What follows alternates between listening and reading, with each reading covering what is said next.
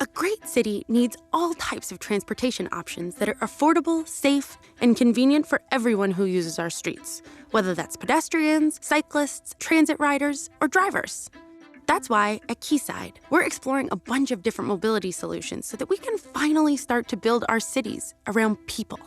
Here to talk about what that looks like are two of my favorite urbanists, Willa and Pina. Hi.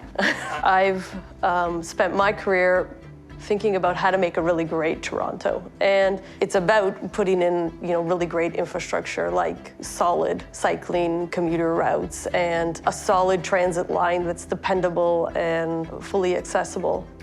The number one priority for me is actually for the site to feel connected to the city of Toronto. And one of the things that we're going to be really interested in is providing the infrastructure, the paths that will actually connect Toronto to the site for cyclists. But also, the streetcar network, the subway network are things that we really need to be able to link to in order for it to become part of the Greater Toronto Area. So amping up our existing transit systems is really important, but it won't be enough if people don't feel safe on our city streets. One way we can start to address this is through adaptive traffic lights, a concept I know Willa is really passionate about.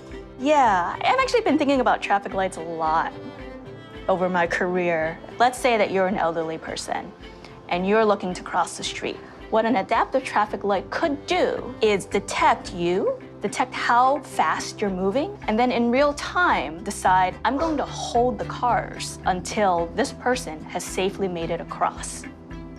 Another solution we might explore is using autonomous vehicles as a kind of shared fleet or shuttle service. And once they're proven to be a safe and reliable technology, shared AVs could totally change the way we use our public spaces.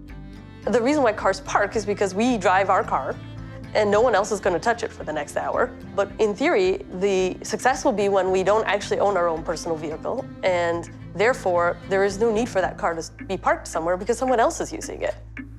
If we can do away with the need for so much street parking, then we can free up a ton of room for people. Suddenly, our streets start looking more like sidewalks, and our sidewalks start looking like public plazas. It's a pretty good trade-off. These are just some of the ideas we're exploring to try to make our waterfront, starting with Quayside, a place filled with safe, fast, and accessible alternatives to car ownership.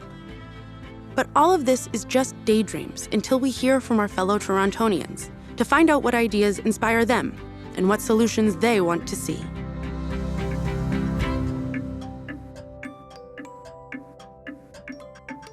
I had a little song that I thought of. You want to hear it? Ain't no party like a traffic light party, because a traffic light party tells you when to stop for the safe and efficient operation of an intersection. Yeah?